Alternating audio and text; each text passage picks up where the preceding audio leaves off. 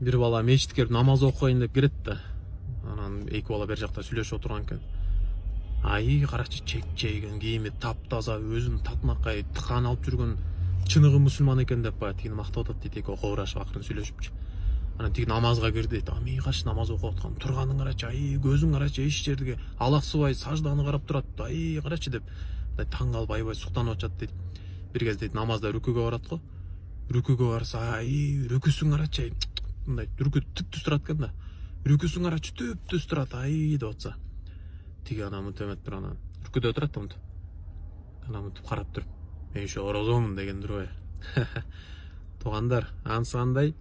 Мындай бир нерсени Алла үчүн кылалы, кээде видеолордо көрүп калсаң, намаз окуп атканын деле тартып, умрага барса аны деле тартып, тиякта жүргөн биякта, кыскасы баардыгын эле тарыпчы, тартып эле.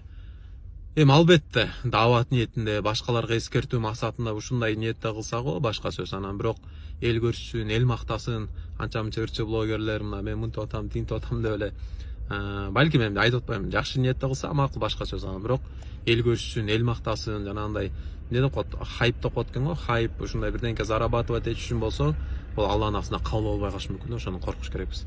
Ниеттерди дайыма түзөп жүрөлү туугандар, Алла үчүн кылалы, дин үчүн кылалы, үммөт үчүн кылалы иншалла.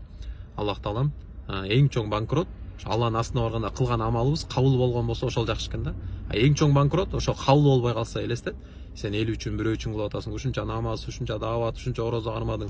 Бирок жөн эле кыйналган убакыт болуп калат экен да. Алланын астына кабыл болбой эл үчүн болуп калмасачы. Ошон үчүн ар бир кылган амалды Алла үчүн кылалы иншалла. Аллахым амал кылышка тойфук берсин. Баардыгыбыз ар бир кылган амалды Алла үчүн кылганга бир аракет кылалы, амал кылалы иншалла.